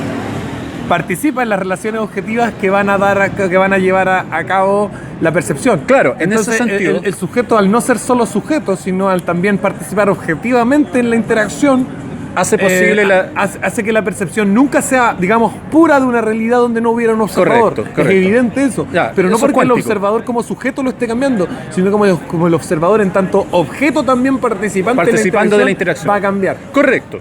Yo también lo veo de esa forma. Sin embargo, veo también que en el fondo se puede ir más allá. Y para esto a lo mejor te voy a dar un poco para que se regocije un poco tu concepción súper objetivista, en el sentido de pensar en que quizás la posibilidad del conocimiento objetivo está un poco más cerca si pensamos que el humano podría llegar dentro de su evolución tecnológica, material, al punto, no al punto de la singularidad, pero al punto directamente contiguo, un paso antes de la singularidad, donde el humano pudiera crear un supercomputador que pudiera dar una descripción de la realidad completa, desprovista de la carga de pensamiento humano. Es decir, que pueda definir la realidad en términos puramente abstractos matemáticos, sin ningún tipo de adición de pensamiento humano. Ya, yo creo que no pasa por ahí. Porque lo que pasa es que en el objetivismo separamos lo que es el objetivismo en términos metafísicos con el objetivismo en términos epistemológicos. Ya. Entonces decimos que una verdad objetiva no es necesariamente absoluta. La realidad es objetiva y absoluta, pero una verdad objetiva es toda verdad a la que llegamos observando la realidad objetiva y puede ser falsable. Igual puede ser falsable, pero es objetiva en tanto y en cuanto yo no estoy haciendo un esfuerzo sincero y honesto de no contaminarla con mi parte emotiva, no contaminarla con mi propio ethos personal, sino de mantenerme entre la fría lógica y la observación honesta. Ya, entonces va un poco en la intencionalidad ahí epistemológicamente la objetividad es más ética que metafísica. Ya, epistemológicamente desde el punto de vista del objetivismo y mío. Claro, es una visión interesante para mí, es una de muchas visiones a lo mejor. No te dice que tú puedes saber la verdad objetiva, te dice que tú, que no te dice que tú puedes saber cómo es la realidad objetiva, te dice que tú observando la realidad objetiva vas a llegar a verdades objetivas que son más útiles que a las que llegas si acaso estás preocupado más de ti mismo que de lo que te rodea, digamos. Ya, probablemente, y puedo estar de acuerdo con eso. Pero mi punto, yo, por ejemplo, yo mismo luché contra mí mismo en ese sentido, en el sentido de hablar de la posibilidad del conocimiento objetivo. Y bueno, hasta el momento lo que he estudiado me llevan al asunto de tener que plantear que los humanos, para acceder a un conocimiento objetivo en términos absolutos, no en términos ya randianos, sino que en términos absolutos, vamos a tener que esperar a tener la capacidad de construir un supercomputador que pueda hacer una descripción de la realidad totalmente independiente. Tenemos cosas parecidas, tenemos herramientas de medición. Sí, pero todavía no alcanzan como para reducir toda la realidad en un par de espectrómetros de masa. Sí, absolutamente, pero todavía... O sea, logramos entrar a niveles de realidad que no están supeditados a nuestros sentidos, pero lo hacemos a través de los sentidos, porque al final con mis ojos veo la máquina que está contando, no sé, por las partículas de cromo dentro. Correcto. Quizá en ese aspecto podría ser un poco más seguro el contacto con inteligencias supraterrenales, que también puedan darte la misma posibilidad de una descripción de la realidad. Aquí nos pusimos interesante. ¿Existe eso? ¿Existen los extraterrestres, los ovnis, los intraterrestres, los extraterrestres? Tú hablaste de inteligencias supraterrenales. ¿Cómo? ¿A qué te refieres? ¿Hay otros seres inteligentes en el universo, en la realidad? En la realidad, no en la verdad, en la realidad. Porque en la verdad ya quedamos de acuerdo que Dios sería parte de la verdad y sería superior. Correcto. Correcto. Pero hablamos de la realidad, en la realidad. Bueno, probabilísticamente hablando, eso va a depender del modelo de concepción de universo o de multiverso al que tú adscribas. Es decir, el universo es realmente un Big Bang, y si es un Big Bang, entonces es una explosión que tiene límites, y entonces el universo es finito, ¿sobre qué se sustenta? Hasta ahí llegas con ese tipo de concepción. Yo no creo que hay un tema que siempre me ha preocupado. Yo nunca he creído, nunca he entendido por qué hay que justificar que el universo comenzó en algún momento. ¿Por qué no puede haber sido una cosa eterna? ¿Por qué no puede existir siempre? Entonces tendrías que concebir en tu mente. ¿Por qué tendría que empezar algo? A ver, si no. Hay como una obligación de que empezó. De que empezó, de que hay un punto de inicio. Está como obligado. Claro, hay que hay un punto de inicio. Mira, yo creo que en ese sentido tendrías que considerar el concepto como un poco lo que hablan los gnósticos, que el concepto de lo increado. ¿Ya? El concepto de lo increado, concibiendo, ¿cierto?, el universo como la creación de una entidad o de una inteligencia, una forma de inteligencia superior, ¿cachai? Y los límites del universo creado, y de los límites del universo creado hacia allá parte lo que sería lo increado, que probablemente a lo mejor cosmológicamente hablando, tanto de forma clásica como moderna, podría definirse como el caos. Y el caos, ahí ya entramos a todo otro cuento que no sé. Pero todo es caos al final. Nosotros lo vamos a ordenar por medio de nuestras mentes. No de forma arbitraria como creen los posmos, pero sí lo vamos a ordenar por medio de nuestras mentes. Claro, pero cuando hablamos, por ejemplo, cuando hablamos de partículas y empezamos a estudiar el universo y hablamos de partículas, ahí ya hay un orden. Hay un orden preexistente. Tú estás dándole, asignándole la categoría de orden a eso. No arbitrariamente, ojo. No arbitrariamente. No es algo que se te ocurrió. No. Pero en el fondo la partícula en sí no es ordenada. No, está dentro de tu mente. La partícula es ordenada en tanto tú la consideras ordenada. Claro. Porque tienes un criterio tal vez muy válido para considerarla ordenada. El que comparto contigo el criterio de considerarla ordenada, pero es un criterio tuyo. Correcto. No, sí, estoy de acuerdo con eso. Entonces ya ahí se pone compleja la cosa en cómo vas a concebir el caos. Porque ahí tienes que tener todo. Claro, la realidad, digamos, sin una mente humana, asignándole características de orden y desorden, es caos. Es puro caos para ti. Sí, sería caos puro. Claro. Y por eso yo creo en esta idea. Bueno, eso es gnóstico. Es buena esta idea arquetípica de que viene lo divino, que está muy metido en Sumeria, que está muy metido en el mundo, en la cuna de las civilizaciones, el borde de la del Mediterráneo, y que es un poco a las que yo adscribo. Grecia, Roma, Israel, Egipto, etcétera, que tiene esta idea que está presente en todas estas mitologías donde existiría, ¿no es cierto?, el héroe o el ser humano por excelencia, el arquetipo del humano que es capaz de...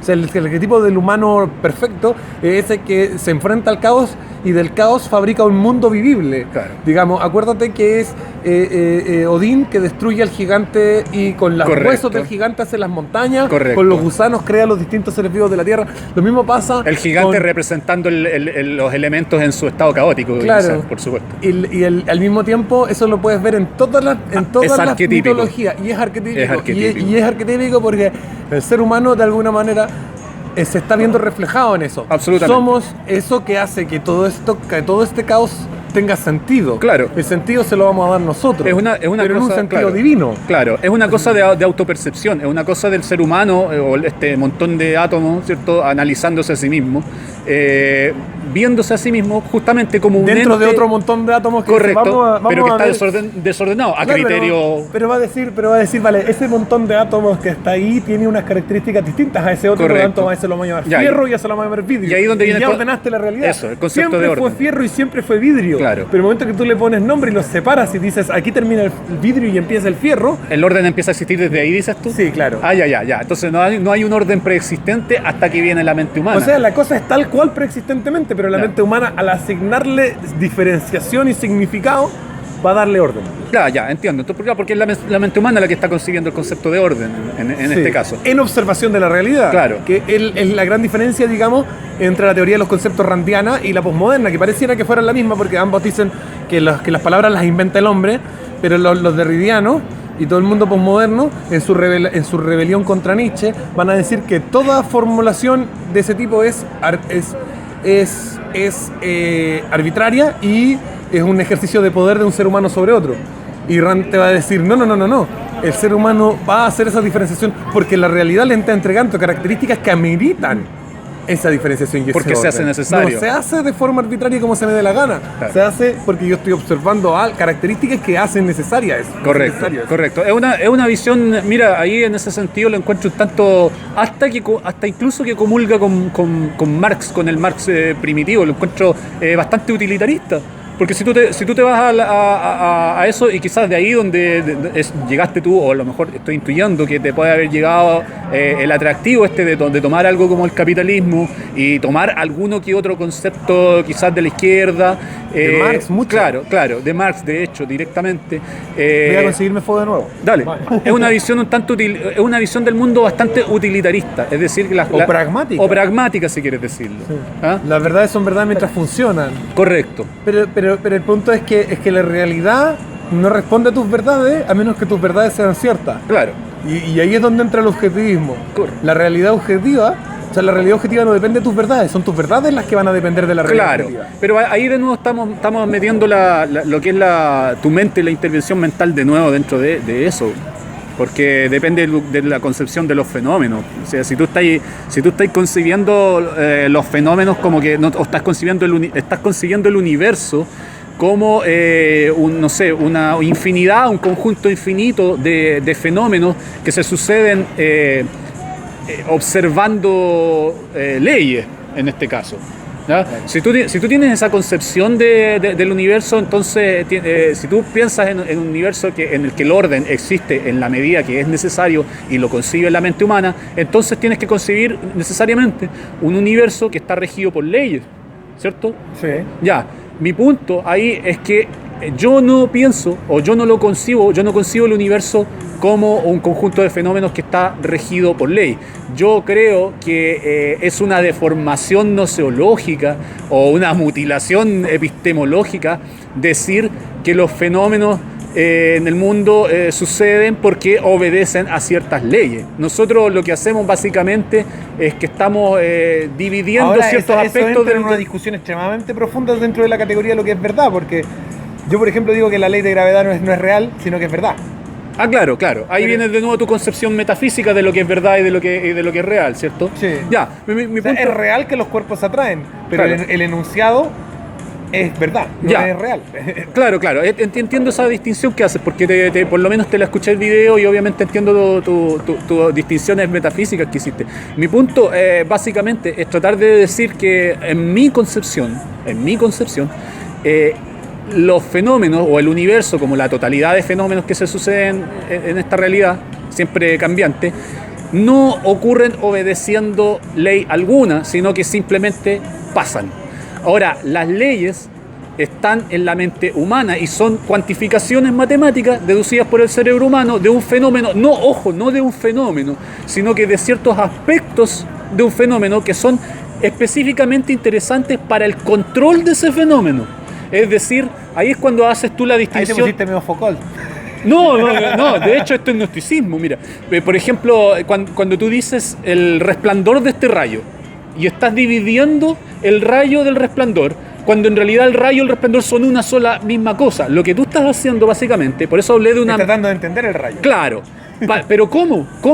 Mutilándolo. Es una disección fenomenal. Literalmente, tú estás tomando un fenómeno y estás buscando conocerlo de la misma forma Lo mismo estoy haciendo que un con médico el vidrio tomaría... y el metal en esa reja. Correcto, es lo mismo. O es lo mismo que haría un médico, ya tomemos este cadáver, vamos a diseccionarlo, vamos a abrirlo para verlo cómo funciona, Wow. dividiéndolo, ¿cierto? Ya, mi Ese punto... es el espíritu fundamental del liberalismo, ¿ah? Sí. La división al infinito. Y por eso es que no me digo liberal por el Yo hecho... tampoco, porque creo que no se puede dividir hasta el infinito. Yo tampoco creo, y es más, creo que esa división, el tan solo avanzarla mucho, lleva a una percepción de la realidad ilusoria, que es un poco lo que hablaban los indoarios de lo que es Maya, el concepto de Maya, que es la realidad como ilusión.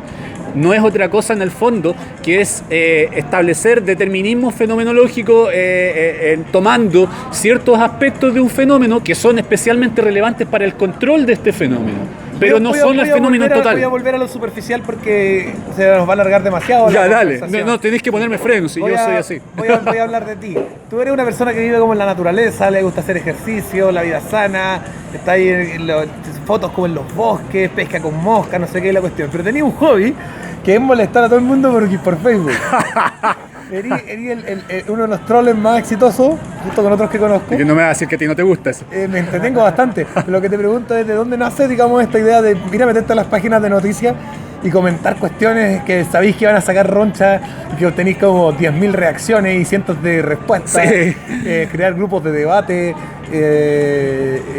¿De dónde nace? Porque en una persona tan nichiana, tan individualista en un sentido primitivo, digamos, no existe necesariamente esa pulsión por compartir tu verdad. Y ahí yo creo que tú estás en lo que dice Peterson, que uno también actúa ciertos arquetipos en los que no necesariamente cree, y tal vez tú estarías actuando o interpretando en un sentido teatral el arquetipo cristiano de llevar la luz al mundo, de esta es mi luz y la voy a compartir. Claro, pero en el sentido inverso, es decir, sería oscuridad. sería como un poco ¿Es intencionalmente oscuridad? O sea, ¿tú querís que el mundo sea peor o querís que el mundo sea peor porque alguien te escuche? No, yo creo que el exceso de luz, tomando la luz como en sentido metafísico, igualándola al conocimiento, ¿cierto? El exceso de luz ciega. No te abre los ojos, te ciega. Así que el mundo necesita oscuridad. Eso lo decía Barbickener de Bursum. ¿Ah? Pero creo justamente, en el fondo te da esta definición de que el exceso de información es ruido. ¿Te gusta el black metal? Sí. Yo lo encuentro femeninamente emocional. Lo es, creo, porque en el fondo toda forma de arte, sobre todo los artes primitivos como el black metal, que es una forma muy primitiva de música, por cierto, claro. Son emocionales casi en este sentido femenino. Pero, por ejemplo, si tú lo comparas con otras formas de metal o de rock, como el punk, el rockabilly, que hacen uso de una masculinidad, el glam rock o el thrash metal, que hacen uso de una masculinidad un poco más ruda, un poco más visceral y que no contienen esa emocionalidad tan contemplativa y femenina. Yo te veo a ti como una persona con la mayoría de la gente que escucha black metal los veo como personas con altos niveles de testosterona. Siempre que los observo físicamente, digamos, hay una dualidad en degustar de una música que a mi gusto, a mi parecer, es tan femenina. No estoy diciendo que sea suave, es súper violento y pesado, obvio. Pero tiene una emocionalidad neurótica, digamos. Ahí está. Y eso es femenino. Claro, ahí está de nuevo el concepto de paradoja como verdad, de la serpiente mordiéndose la cola y en el fondo de un inicio que... ¿Y no hay una búsqueda junguiana de lo que uno no es? Un poco de la sombra. Eso sería más bien freudiano, es decir, tratar de compensar un poco lo... Claro, no, pero en Jung está esto de la sombra, el integrar tu sombra. Ah, claro, como la esfera de sombra. Sí, yo creo que hay mucho de eso. Y ahí está la parte, ahí donde opera la parte no racional. O sea, vamos a llegar a un punto, si seguimos hablando de esto, de por qué tu gusto por el black metal o por ciertas formas de arte que a lo mejor pueden ser tomadas de esa forma, probablemente vamos a llegar a un punto que sea inexplicable, porque en el fondo es arte, el arte le habla a tu subconsciente. Claro, a mí personalmente me desagrada muchísimo el black metal, no solo por la característica ruidosa que tiene, sino porque al igual que el grunge, me evocan cierta impotencia frente al mundo y una neurosis descontrolada que me desempodera, digamos, de alguna manera, usando el lenguaje feminista. Claro. En cambio, por ejemplo, si decimos que el rock and roll o el punk tienen esta posición totalmente contraria, a pesar de que musicalmente podrían tener similitudes, tiene esta posición totalmente contraria de yo frente al mundo y voy a hacer lo que yo quiera y voy a ganar. Ya, bueno, esa concepción para mí es válida, obviamente, y es un buen análisis dentro de todo, pero yo lo veo de la siguiente manera. No es lo que me evoca a mí. No, esto es todo absolutamente... Más que análisis es lo que me evoca emocionalmente. Esto es absolutamente subjetivo, pero yo lo veo más bien, donde veo yo la parte, como tú dices, la parte de la virilidad en relación a un estilo que puede ser muy emocional como el black metal. Yo lo veo en el sentido de como tú, como individuo que en búsqueda de voluntad, de poder, como diría Nietzsche, te enfrentas al caos y lo dominas. De esa forma lo encuentro, porque Pero yo black metal veo como impotencia en la dominación. Es lo que percibo, claro, es lo que siento yo. Es que necesariamente el black metal, si se trata de un tanto de lo que es explorar tu propia esfera de sombra y explorar tu propia oscuridad, entonces tienes que acoger la posibilidad de que tarde o temprano te vas a tener que mostrar a ti mismo como alguien vulnerable o como alguien netamente vulnerado. ¿Ah? Entonces necesariamente en el black metal tiene que estar esa honestidad de decir yo soy imperfecto, y el black metal es por eso que es una música que es de adrede imperfecta. ¿Ah? Digamos que en comparación estas formas que son menos, evidentemente son menos maduras, son más adolescentes, estas formas de rock más positivas, digamos, más entusiastas, serían un poquito inmaduras, digamos. Correcto, sí, quizás sí juveniles, por decirlo de esa forma. Pero yo encuentro, por ejemplo, en el caso del black metal, yo lo concibo de esa forma. Yo creo que si tú eres alguien que te largas a escuchar black metal, es porque eres alguien. Pero yo siento mucho más romanticismo en una canción de Los Polla Records que sí, en una canción sí, es que no es romanticismo, no es romanticismo. No en un sentido de amor romántico, sino romanticismo. Romanticismo en el sentido original del género sí, romántico, sí. artístico. Yo el black metal para mí básicamente se trata de justamente del atreverse a explorar tu propia oscuridad. Y para mí el black metal como manifestación artística parte de un humano que tomó ciertos elementos de una música, en este caso una música estridente, fuerte como es el rock, y los trató de llevar al extremo con el afán de explorar su propia oscuridad y buscando los propios límites internos de la conciencia sí, de lo violento, digamos, y liberar, que en el fondo igual representa un poco la violencia. En el fondo sí, en el fondo liberar un poco el caos que reside dentro de cada uno de nosotros. Eso creo yo. Liberar ese caos y ver qué es lo que sale de ahí. ¿Ah? Pero tomando siempre... ¿Pero hay una búsqueda honesta de verdad o en realidad voy a meterme en el caos por el caos en sí? No, yo no conozco una música más honesta que el black metal, honestamente. Como yo me refiero no a la honestidad de quien lo interpreta o la honestidad del género en sí, sino que me refiero a la búsqueda de algo valioso dentro del caos, porque pasa mucho, y lo que está pasando mucho con el culto Kek y el mundo que claro, que es como que partieron a buscar algo valioso dentro del caos y finalmente se quedaron con el caos en sí, adorando al caos como caos puro. Claro, y entonces ahí como que se pierde el sentido de una búsqueda, porque yo entiendo esa búsqueda de ir al caos a encontrar algo que vale la pena. Pero pasa que a veces vais al caos a buscar algo que vale la pena y no salís nunca más del caos porque te enamoráis del caos. Absolutamente, es que de hecho te lleva probablemente al punto nihilista. Creo que te lleva al punto, te lleva al nihilismo y que es básicamente el enamoramiento con el caos. Correcto, el black metal te lleva mucho a eso, o por lo menos quizás las formas más extremas y más avanzadas del black metal llevaron un poco a sus practicantes a enamorarse del caos por el caos. ¿Está ideológicamente determinado que te guste el black metal? Hay harto de genética, supongo, en eso, ¿no? Lo que es el carácter y la forma en la que tú vives tu emocionalidad, supongo que hay harto de genética en eso. ¿Le robamos de alguna manera el rock a los negros, nosotros los blancos? No, yo lo veo como cosas aparte, porque en el fondo si concibimos como que le robamos el rock, entonces tendríamos que decir que bueno, ellos nos robaron los celulares, digamos. Ellos nos robaron, pero hablando en términos culturales, sin ejemplos materiales, ellos nos robaron el hillbilly, ellos nos robaron el bluegrass, del cual nació el blues, como música afroamericana. Eso se lo robaron ellos a los settlers irlandeses. De ahí que la música irlandesa folk tiene todas estas escalas pentatónicas que tú escuchas tanto en el blues. Ya. Entonces los afroamericanos tomaron... el blues literalmente es un folclore afroamericano. En el fondo es una propia versión del hillbilly y del bluegrass. Es como el creole, es como un francés negro. Esto es como eso, tal cual. Como el folclore negro pero el folclore negro europeo. Tal cual. Eso, así lo veo yo. Bueno, históricamente se supone que es así.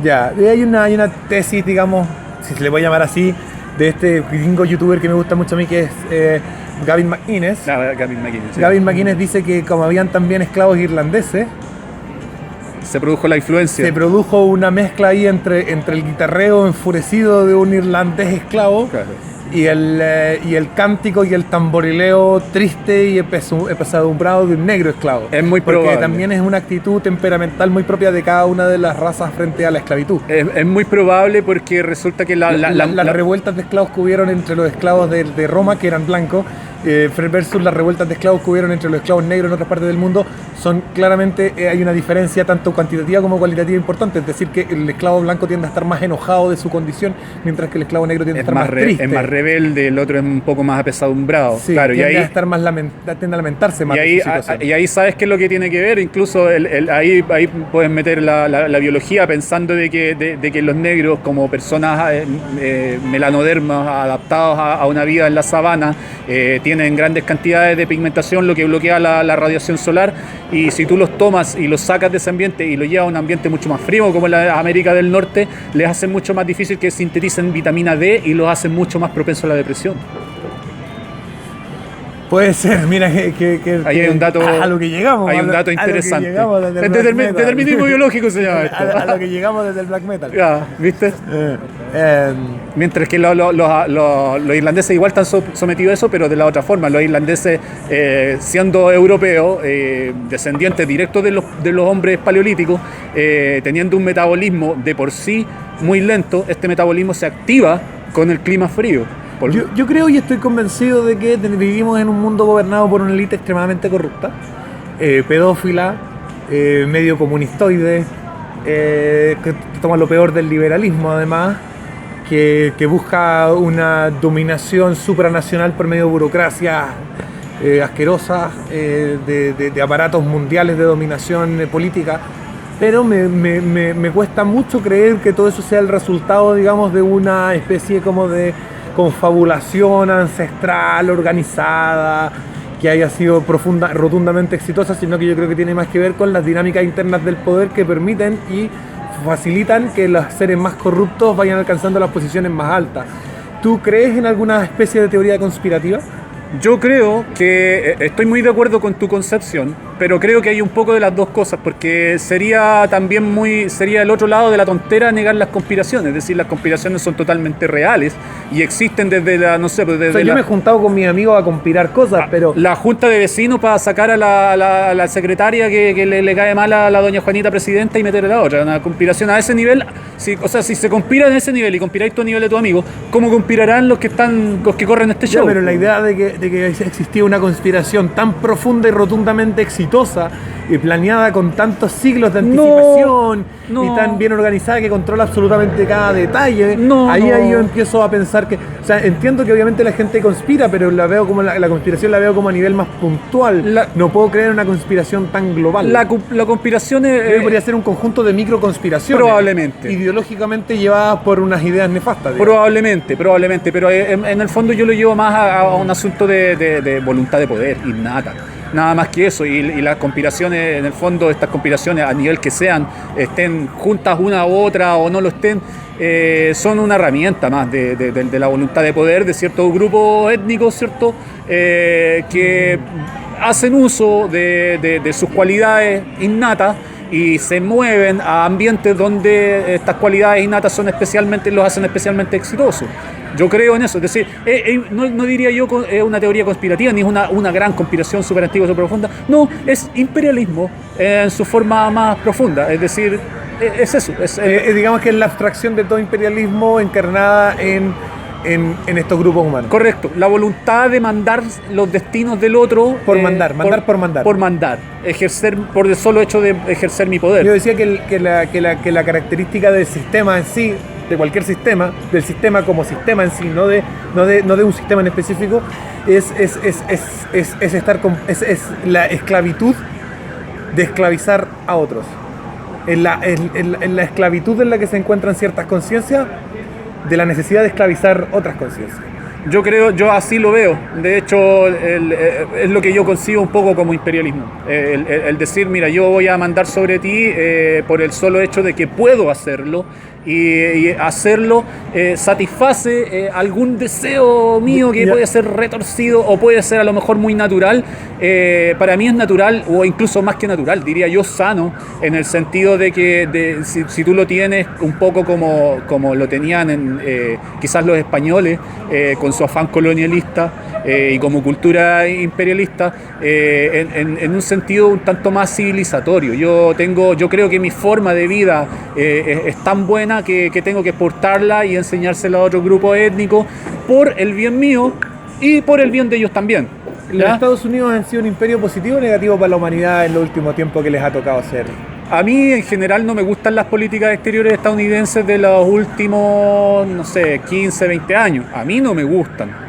Ya, pero haciendo un balance, desde que los Estados Unidos comenzaron a ser una potencia importante a nivel mundial, ¿han sido una fuerza para el bien o para el mal? Considerando obviamente que como toda institución humana y como toda construcción humana tienen montones de errores. Definitivamente no los concibo como se conciben ellos, que son los salvadores, los verdaderos salvadores de Occidente y los que salvaron al mundo de este monstruo del eje en la Segunda Guerra Mundial y bla, bla, bla. No los considero eso. Están movidos por una gran avaricia y por una gran afán de poder que llega a ser bien intransigente, y esta máscara de decir, bueno, nosotros te llevamos la democracia a ti, entra un poco en ese lado quizás más negativo del imperialismo, de decir, mira, yo te llevé mis formas a ti y gracias a eso tú vives mejor hoy en día, etcétera. Pero yo no creo que ningún modelo impuesto por la fuerza vaya a realmente traer la felicidad algún día. Yo creo que por último un engaño. ¿Ah? Pero muchas veces y es lo que le pasó a las mujeres con su liberación, Sí. que son cada vez menos felices siendo cada vez más libres. Muchas veces la felicidad y la libertad no tienen nada que ver con Iba a sinónimo. tocar, qué bueno que Pero mencionaste. es ese válido punto. liberar a la gente si va a ser menos feliz. Claro. Porque, por ejemplo, los matrimonios arreglados, está comprobado que las mujeres y los hombres son mucho más felices con Sí. matrimonios arreglados indisolubles Sí. que con este caos, digamos, del matrimonio moderno, del Del yo te elijo divorcio, como quiera, claro, y el divorcio. Y de mil cachos. Y me hace- ahora es lógico para mí. es válido desde tu punto de vista, digamos, obligar a las personas a ser felices en lugar de permitirles ser libres aunque vayan a ser profundamente infelices. No. Eso es complicado. Yo creo, por mi parte, que más que obligar, quizás es incluso lícito, moralmente hablando, manipular.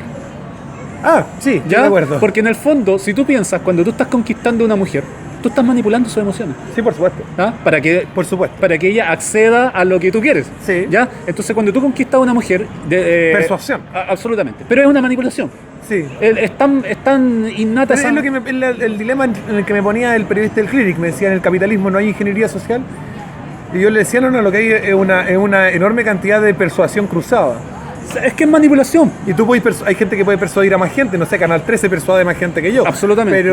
Pero lo que hay es una competencia por persuadir, igual que en un carrete cuando que quieren comer a las minas. Claro, pero de nuevo, es manipulación. Es que lo que pasa es que la gente todavía sigue dándole la connotación negativa a la manipulación. Sí, hay que acceder y concebir la manipulación como una herramienta de supervivencia del Seducción, ser podríamos humano. decir, seducción. Es que es manipulación de las emociones, pero no son exactamente sinónimos. Seducción me gusta más. probablemente, yo sé, porque suena mejor, pero realmente... No, suena mejor. Pero mira, sí. El demonio te seduce, no te manipula. Sí, buen Ya. punto, pero mira... Entonces, no necesariamente en nuestra cultura judeo-cristiana No. la seducción sea algo bueno. No, pero no. me parece que es más acertado respecto a lo que pasa.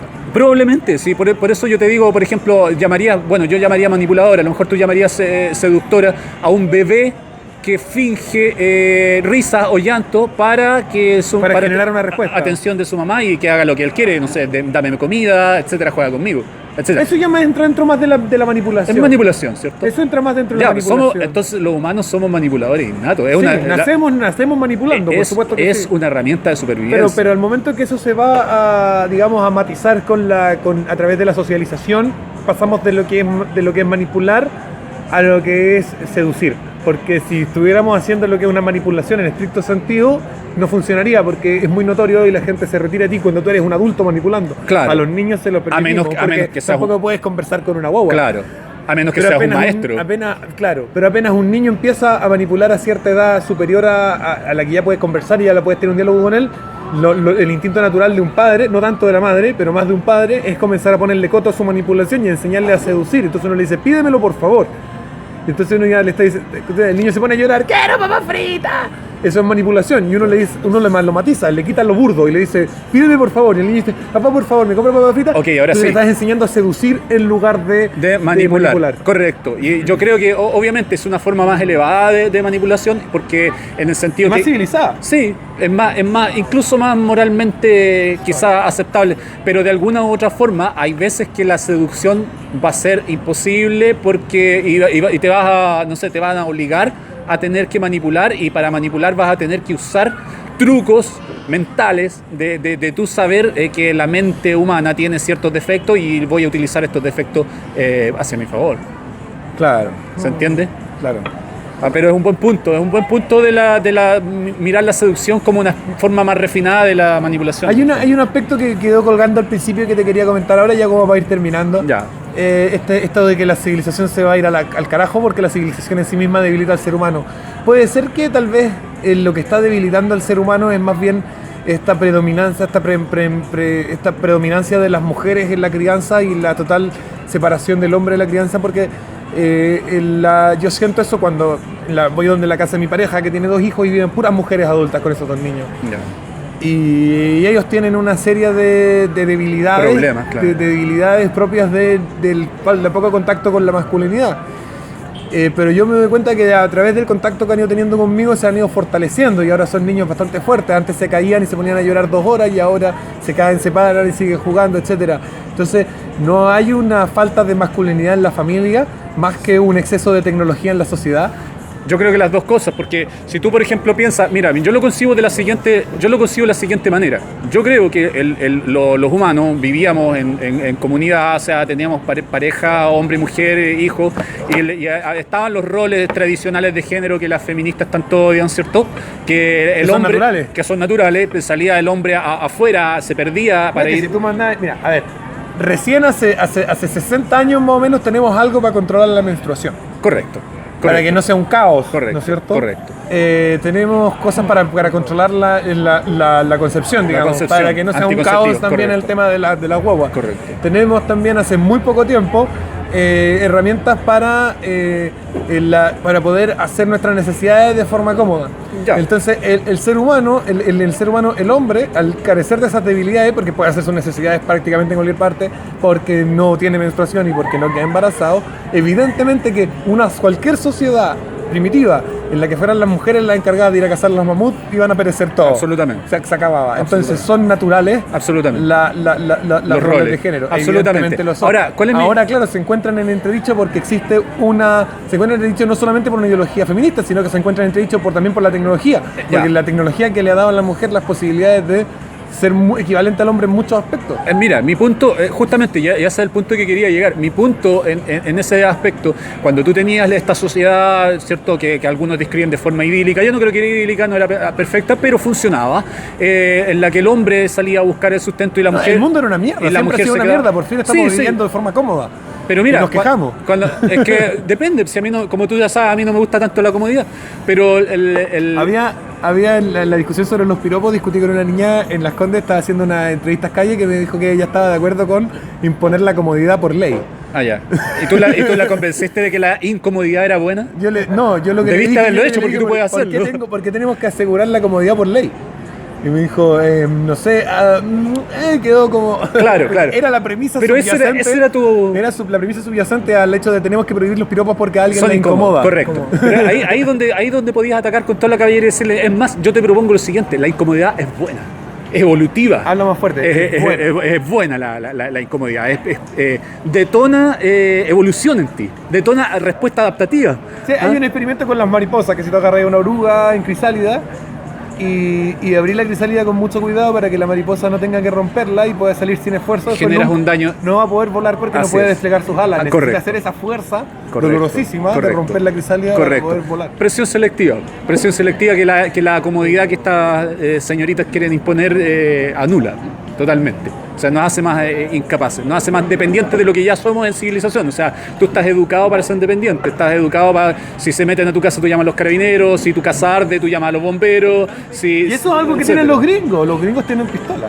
Los gringos nos llaman a los carabineros, matan al delincuente. Ahí hay un sentido de independencia que viene de la cultura de los settlers, de la cultura de los colonos, donde tú eres la última línea de defensa de tu hogar y de tu familia.